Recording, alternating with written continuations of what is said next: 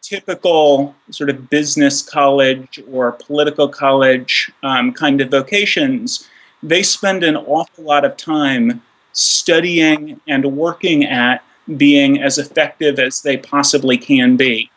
And we as animal advocates should be learning from the psychological research and the sales research, and we should be devoting ourselves to being effective animal advocates in much the same way that, somebody who's selling cars or computers or whatever else is devoting themselves to selling cars or computers or whatever else. And the power of effective and ineffective advocacy, if you're looking at this slide and you see the 100, 200, 300, 400, 500, that first up the y-axis, up the x-axis, you as a vegetarian or a vegan will save, including sea animals, more than 100 animals every single year by your dietary choices. And that's empowering. For those of us who are vegetarian or vegan, probably we feel really, really good about that. And we should. We're living our values at every single meal, which is exciting and spiritually fulfilling. It's empowering, though, to realize that in a finger snap, in one instant as a positive role model, in one instant having an effective communication with somebody, in one instance influencing somebody else to adopt a vegetarian or a vegan diet, you double in that moment your lifetime impact. So all of the good that you do, over your next 60, 70 years on this planet, not eating animals on a daily, weekly, monthly, annual basis, all of the good that you're doing for animals by not consuming them, in one instance, when you hand somebody a leaflet or you have an effective conversation with somebody or you do something to convince somebody else to also adopt a vegetarian or a vegan diet, in that instance, you double your lifetime efficacy. And that is simultaneously an empowering concept because it means that we can save just thousands and thousands and thousands of animals in our lifetime, but it also puts an onus on us because in the same way that having an effective conversation can save thousands of animals, having an alienating conversation or a conversation that's even, a little bit less effective than it might be, and that becomes dispositive, or if you have 10 conversations and you're 10% less effective than you might have been, that's thousands and thousands and thousands of animals were sort of a lost opportunity. And that's more or less the thinking behind the importance of effective advocacy. So a couple of books that I recommend that people check out. One of them is the Animal Activist Handbook, which I wrote with Matt Ball, the founder and co-founder and president of Vegan Outreach. The other one is Nick Cooney's book, Change of Heart, What Psychology Can Teach Us About Spreading Social Change. And in the same way that everybody in sales will have read How to Win Friends and Influence People, which I also highly recommend, incidentally, or they will have read The 7 Habits of Highly Effective People and other sort of, Bibles of sales. We should similarly be familiarizing ourselves with the psychological research that is being used by animal protection advocates to ensure that we're more effective. I am going, however, just to give you what Matt and I came up with as what we consider to be the top 8 tips from the book, from the Animal Activist Handbook. And really, we probably should have picked a different title than the Animal Activist Handbook. The book is really just for anybody who wants to effectively have conversations with other people about veganism and animal advocacy. And we might have retitled the book, all the stuff that Matt and I did that was really, really stupid and counterproductive, and how you could not do that stuff. So, really, the book, a lot of this stuff is counterintuitive. So our goal in every situation should not be to be right. It should not be to come up with a way to justify what it is that we're doing. Our question in every situation should be, how can I, in this interaction with this other person, be as effective as possible as a voice for animals? So these are what Matt Ball and I consider to be, the 8 most important tips from our book. Number 1 is, in every situation, we should be courteous. So even if, Frankenstein is coming down out of the castle, you are the Boy Scout. Excuse me, sir, but you look a little lost. Perhaps I can be of some assistance. And if Australia is anything like the United States, an awful lot of animal rights demonstrations can get pretty heated. And oftentimes we are so outraged by the degree of suffering on factory farms or in vivisection laboratories, and by the apathy of whoever it is that we're talking with, that we can become exasperated. And that's understandable, that's justifiable. For a lot of years, when I would be at demonstrations or passing out leaflets and somebody would be unkind to me, get a job, or whatever it is that they scream at me, I would be unkind back to them, or they'd say, I like meat. And I'd say, I can tell. Yeah, exactly. And that made me feel good about myself. And it made me feel like I had gotten one over on them. And it's perfectly justifiable, right? They started it. But if you are an animal in a battery cage, or an animal in a vivisection laboratory, or an animal in a circus, if you're an animal being tormented, the question you want your advocates to be asking is not, can he justify the action he just took? It's, what is the action that's going to be most effective? And since I started responding even to unkind people kindly, not that many of those people are, won over. Like usually if somebody's nasty to you, they're going to be nasty to you, but some of them are. Some people, if you're passing out leaflets and they're unkind to you and you're kind back, they will apologize, they will come back, whatever. But it's really the exponential impact when we behave badly towards someone. So if somebody is coming by and they say get a job, and you say bugger off, or curse at them or whatever, they will tell other people about that. And they're not going to say, yeah, I met this animal rights guy and I was a jerk to him and he was a jerk back. They're just going to say, I met this animal rights guy and he was a jerk. They're not going to say that they started it. And if they have friends in that interaction, everybody, witnesses you behaving badly. So there is never a problem with being courteous, and there is always at least some degree of risk in being discourteous.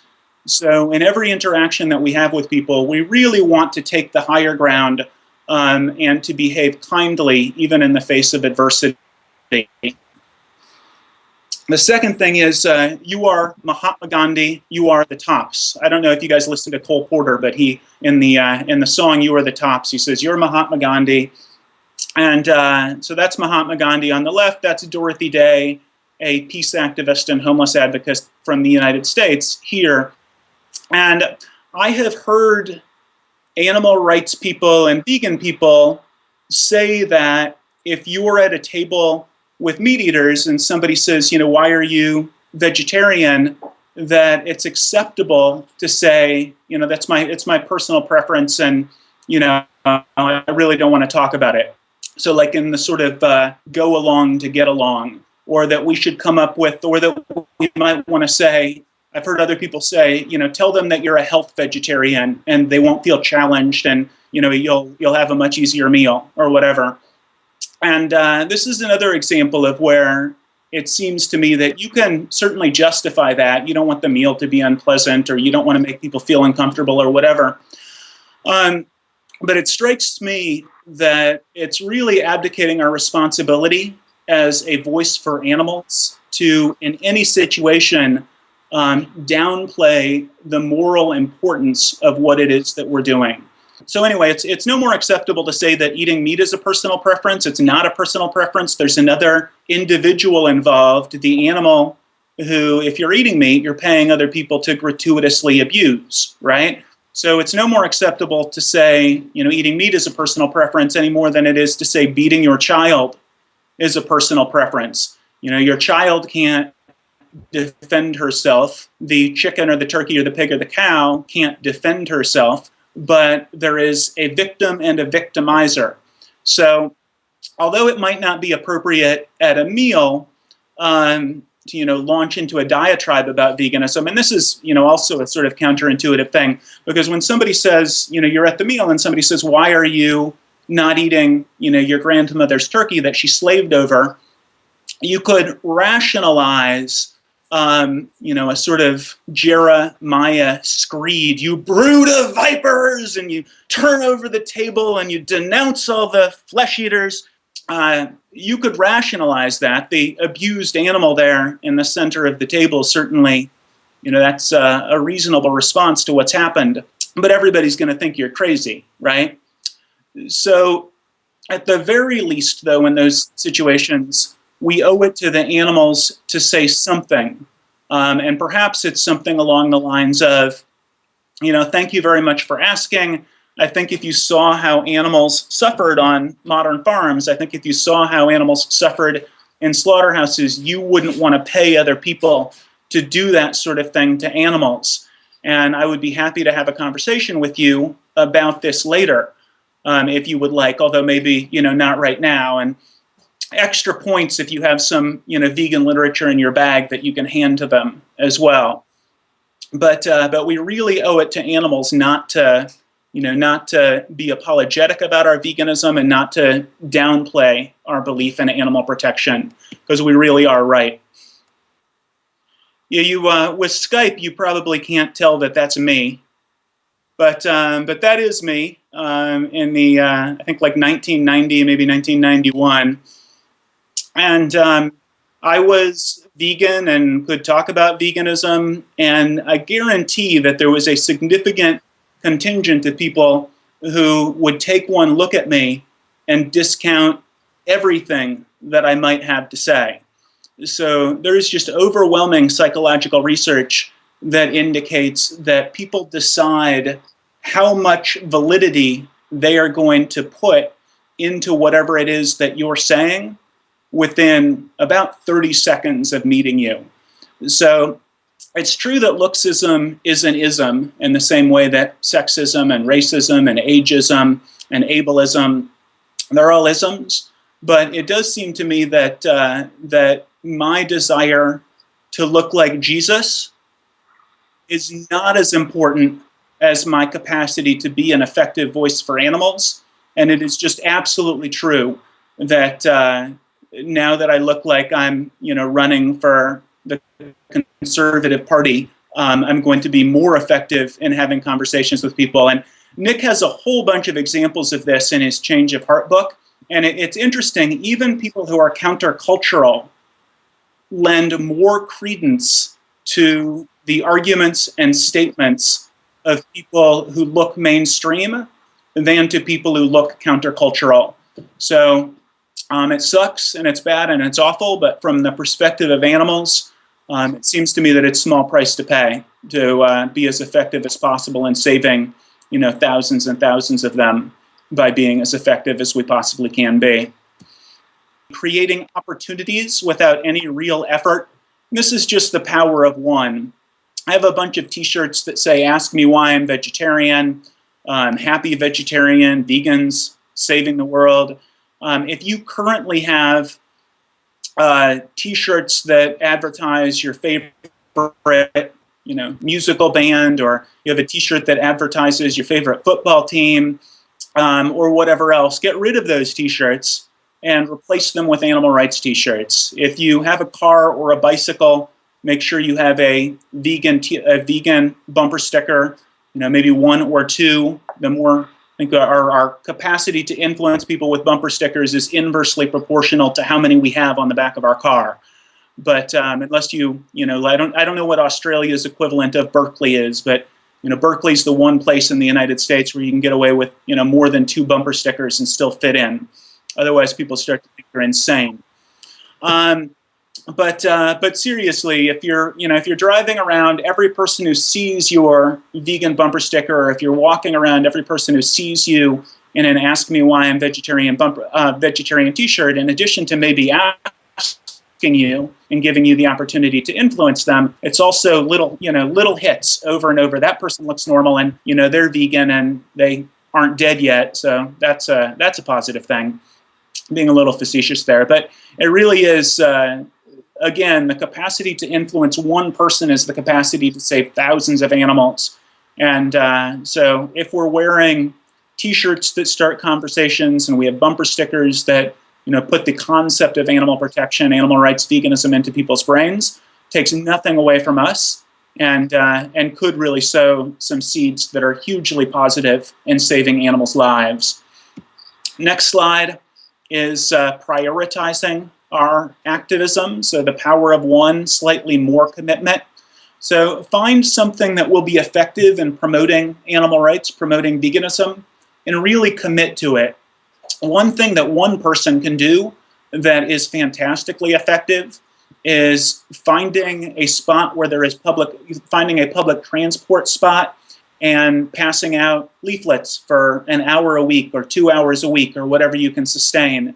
Or reading your daily newspaper and looking for concert venues where people who are animal sympathetic are going to be playing, and showing up there with a stack of literature and just handing the literature to people as they come in or as they come out. So if you hand out 100 leaflets and one of those people adopts a vegetarian diet, you have just saved literally thousands of animals. So nobody in this room, if you were riding your bike or walking or driving along and you saw a helpless animal on the side of the road, everybody, no matter where they were going or what they were doing, they would pull over and they would help that animal. Think about our advocacy for farm animals who we don't see, but they're suffering every bit as much. Think about our advocacy for farm animals in sort of that same way, and prioritize it and figure out things that you can do, whether it's posting video links on blogs, or writing letters to the editor, or organizing demonstrations, or just the easiest and fantastically effective passing out literature. This may be the most counterintuitive of the slides. And again, this goes to being as effective as we possibly can be, and not doing necessarily what we can rationalize or what feels most comfortable, but doing what's going to be most effective. And it's the importance of not placing personal purity ahead of animal protection. And it comes in sort of 2 points. The first point is that we should, in fact, dine with and retain friendships with people who eat meat, which is counterintuitive, especially when you start thinking about the fact that anybody who's eating meat is involving themselves in this extraordinarily exploitative relationship. But obviously they don't see it that way, and the vast majority of us used to eat meat as well. So by boycotting these meals, or by going to these meals and being extraordinarily dour and treating it like a funeral, as I did for quite a while. I boycotted the family meals for a number of years early on in my veganism. I just wouldn't go. And the message that sent, I don't know what message I thought it was sending, but the message that it sent was, vegans can't be sociable. If you do a Google image for something like people eating together or table fellowship, you're going to get about a gazillion images like the one on the right here of these people sitting and eating together. It's an incredibly important bonding experience for people. And by not going, or by going and ruining it for everybody, we really do send the message that veganism is impossible, veganism is antisocial, veganism is misanthropic, whatever, which is not what a club most people want to join. So the trick is to go to these events, bring phenomenal vegan food, get all you want on your first helping, so that you're not angry when all the carnivores eat all of your vegan food and the only thing left is the meat food. If you can make a joke about that, that's a good thing to do as well. My wife and I have been going to Minnesota and visiting with my relatives, most of whom are meat eaters, although I've got a bunch of vegan cousins now, which is pretty gratifying. And so we bring phenomenal vegan food, and inevitably the vegan food, whatever we brought, is just devoured, and the meat is all, still there. And she will sort of tease them about how obviously they must like vegan food. They've, eaten all of it.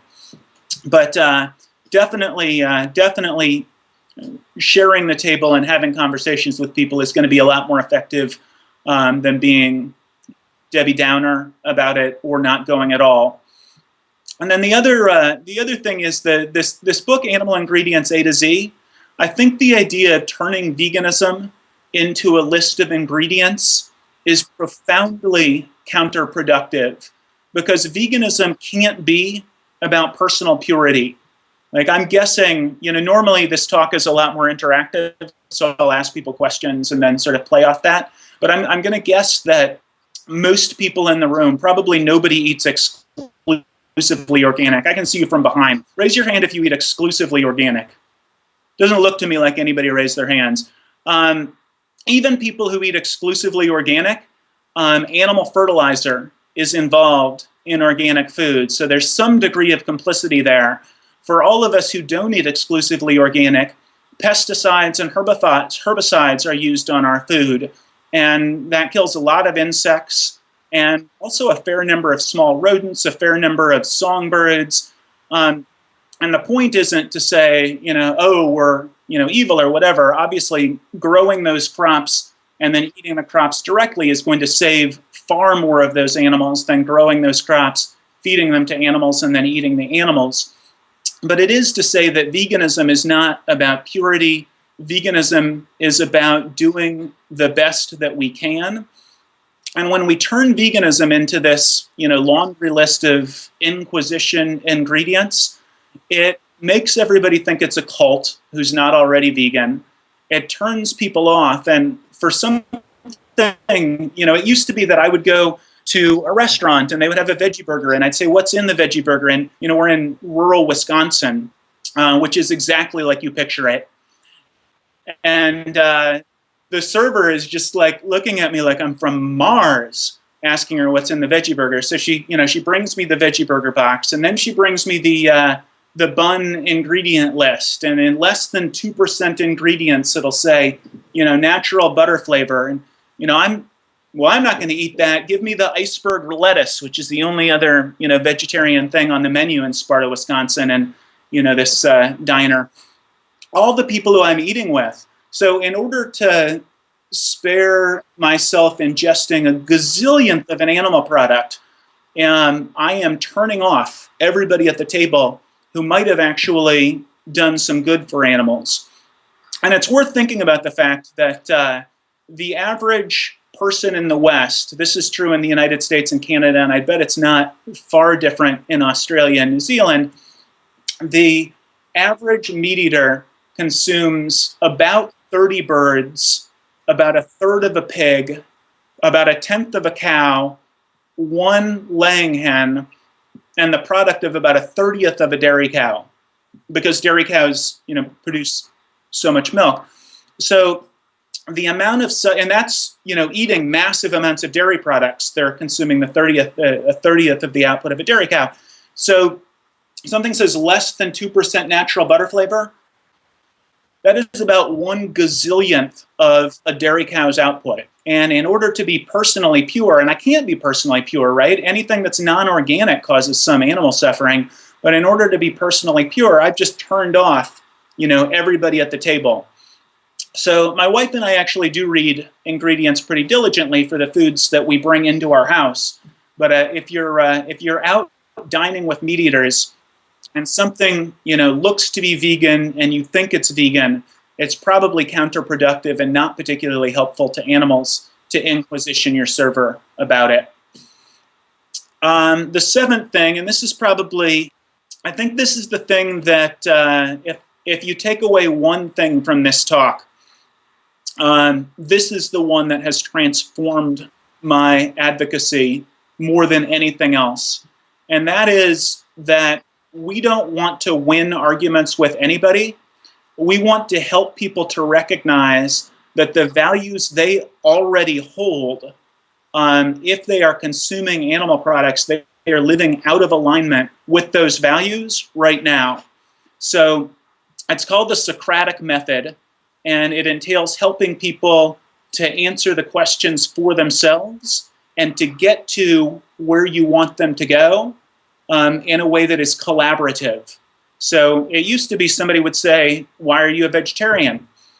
And I'd be so excited that they asked the question that I would basically do a data dump onto them. So they'd be, "Why are you vegetarian?" And I'd be like, "Oh, thank you so much for asking. Animals on factory farms are treated just abysmally. Chickens is just one example. They grow 6 to 7 times as quickly as they would naturally. They cram 6,000 to 9,000 of them on the backs of these transport trucks. They sear off their beaks with a hot blade. They snap them into metal shackles. They slit their throats open while they're still caught."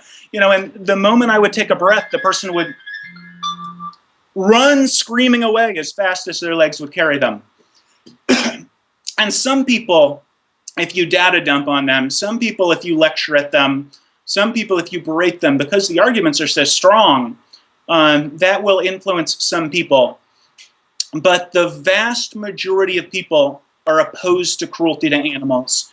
And yet, every time they sit down to eat, if they're consuming animal products, they are supporting cruelty to animals. So I like now to have conversations with people in which they say, I'm doing this from the context of, I've got this Ask Me Why I'm Vegetarian shirt. I actually have a dozen of this Ask Me Why I'm Vegetarian shirt. And I absolutely love it. And people, probably an average of 1 or 2 times per time that I'm out, people will ask. And when I'm on planes or on trains, people will ask why I'm vegetarian, and I carry literature and have great conversations with people. And I start by asking them if they're vegetarian, which is a useful place to start. Is this a conversation that's super important, or are we swapping vegetarian stories? And then I will ask them why not, which is kind of a funny question to ask somebody who eats meat, who has just asked you why you're vegetarian. Because it's sort of like this, jujitsu conversation. And they look a little like deer in the headlights. They're sort of trapped, but they come up with something. And the conversation that I try to have with people is, what do you think of cruelty to animals? Everybody's opposed to it. Well, what do you think of when you eat meat, how do you think those animals are treated? And most people have no idea. Like we, as, probably most of us longtime vegans, longtime animal advocates, it is shocking once you start having conversations with people, the degree to which they just have absolutely no idea what's happening on modern farms and what's happening in slaughterhouses. So asking people, would you slice a chicken's throat open? And what do you think the difference is between eating a chicken or a cat, a pig or a dog? And having this sort of conversation with people and bringing them to the idea on sort of 2 principal concepts. The first is that there is no difference between eating a chicken or a cat, a dog or a pig. And most people are horrified at the idea of eating cats or dogs, and nobody can come up with a strong argument for how there's a difference. And then the second conversation to have with people is the issue of basic integrity. Percy Bysshe Shelley said in explaining his vegetarianism, he said, "I want no part of anything I can't write a pleasant poem about." I like that as a concept. I want no part of anything I can't write a pleasant poem about. And I can't write a pleasant poem about anything. I'm not a poet. But applied to an issue of basic integrity, I like that concept. If we are a poet, we could write a pleasant poem about every aspect of getting vegan foods to the table, right? And there are no moral qualms about getting beans or grains or fruits or vegetables to people's, dinner plates or breakfast plates or lunch plates. No moral qualms. Or applied to integrity, applied to the issue of basic integrity, should we be paying other people to do things to animals that we are morally opposed to? So, the thing about vegan foods is all of us could take part in every aspect of getting beans and grains and fruits and vegetables to the table. But very few of us, we don't want to slice chickens' throats open. We don't want to slice their beaks off. We don't want to rip the testicles out of pigs' scrotums without pain relief. Most people don't even want to, they don't want to see these things. They don't want to think about these things. So where is the basic integrity in paying people to do things to animals to which we're morally opposed? And that strikes me as the conversation that we should be having with people. So rather than spending all of our time talking, rather than giving people loads of information, actually asking people questions about their views about cruelty to animals, about what they know about factory farming and slaughterhouses, about how they feel to be paying people to do these things to animals, leaving some room for that, uncomfortable silence, and helping people through the Socratic method to see that if they are eating meat, they are entering into this mercenary relationship wherein they're paying people to do something that they're opposed to. Because we do have science absolutely on our side. Charles Darwin told us that differences between human beings and other species, they're differences of degree. They're not differences of kind. So what we know to be true is that whether you're talking about fish or mammals or birds, other species, they're made of flesh and blood and bone, exactly like we are. They're made of exactly the same stuff we are. They have the exact same 5 physiological senses, which is to say they smell and see and touch and taste and hear exactly like we do. And they have the same core emotional states. They have cognition in the same way that we do. They have emotion and behavior, complex behavior in the same way that we do.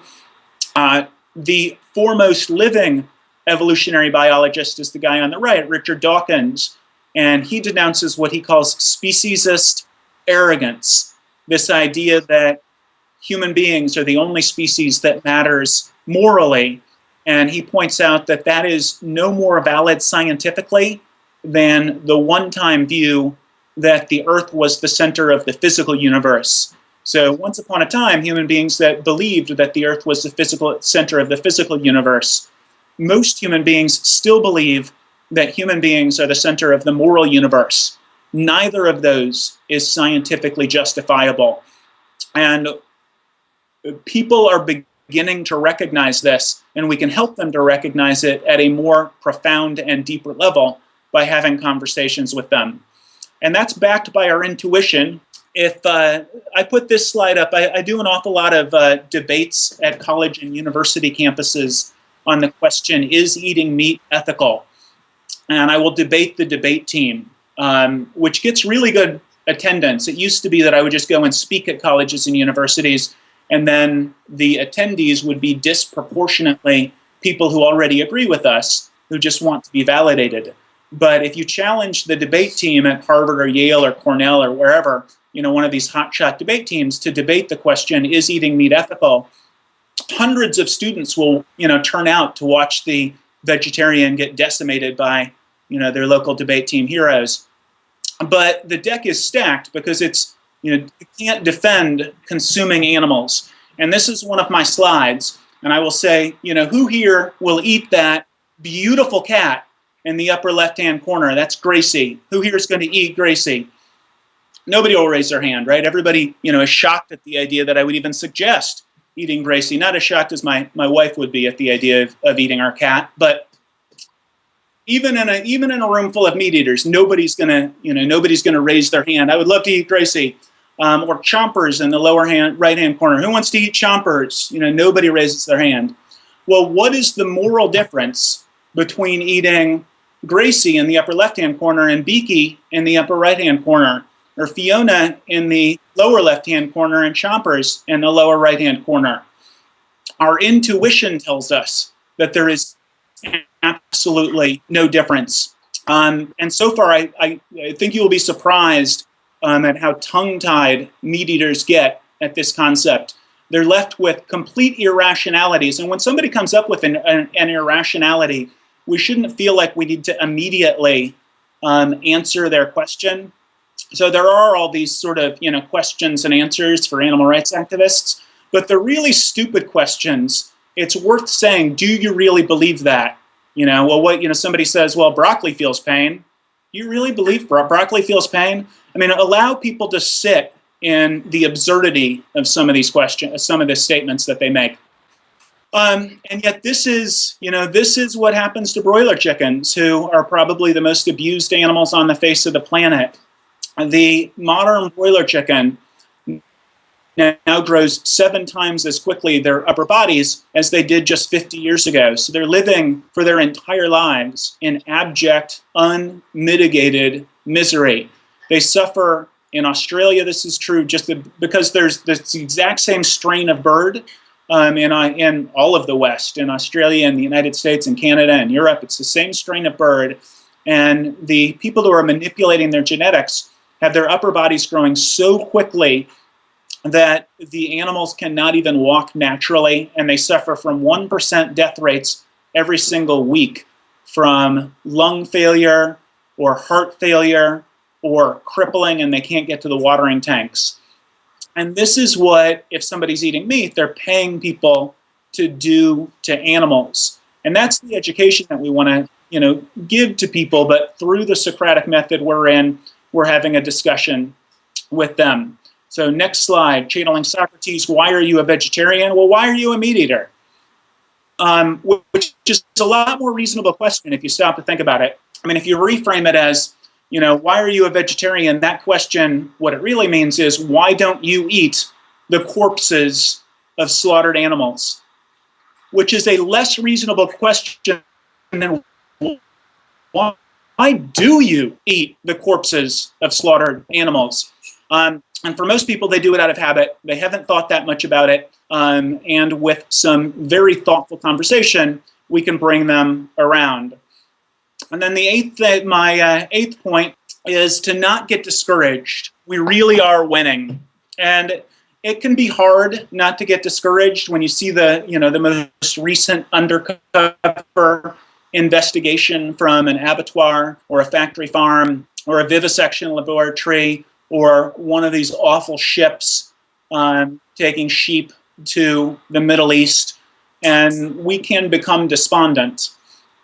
But the thing that's interesting to me about this slide is that there are photos of this slave who has been beaten, of these children who are coal sweeps, of these women who don't have the right to vote. In the United States, we didn't get around to banning slavery until 1865, which is, less than 150 years ago. We didn't get around to giving women the right to vote until 1920, which is less than 100 years ago. Socrates said the unexamined life is not worth living 2,500 years ago. And for 2,350 years after that, we continued as a species to think that it was an acceptable way for us to interact with one another, that some of us would hold others of us in slavery. We continued for 2,400 years after Socrates said the unexamined life is not worth living, which is like sort of the basis of all philosophy since. For 2,400 years after that, we continued to think that women were not rational enough to have a say in governance. And my point isn't a history lesson. My point is to say 150 years in sort of even just Western history is that. And in 150 years, we've done a complete 180 philosophically in our understanding of how human beings should interact with one another. And it really had to do with the fact that on these issues of basic, moral concern, we had science and philosophy and justice on our side, and we made these changes. But the challenge, obviously, isn't to say, what were people doing 150 years ago that was morally reprehensible, and that's easy. The challenge is to say what's happening right now that in 150 years, people are going to look back on and say, oh my God, how could they have done that? How could they have thought that that was acceptable? And we are coming together in our understanding scientifically of the fact that this line that we used to draw morally with whites putting other races below that line, or with men putting women below that line, or adults putting children below that line where it continues to exist for human beings, putting all other species below that line, is no more scientifically or morally or rationally acceptable than it was when we used to draw that line on these other illegitimate bases. Just like we did with these other issues, we have science on our side, we have morality on our side, and we have rationality on our side. And I'm convinced with Leonardo da Vinci that we will get to a place in the not too distant future where we look back on the oppression and murder of other animals with the same sort of revulsion that we reserve presently for the exploitation and murder of human beings. And we're going to get there a lot more quickly and a lot more effectively if all of us are asking the right questions, and if, as animal rights activists, we're progressing forward as effectively and as smartly and as passionately and with as much determination as we possibly can. So the fact that you're here today, I take as your vote of affirmation for that exact same concept.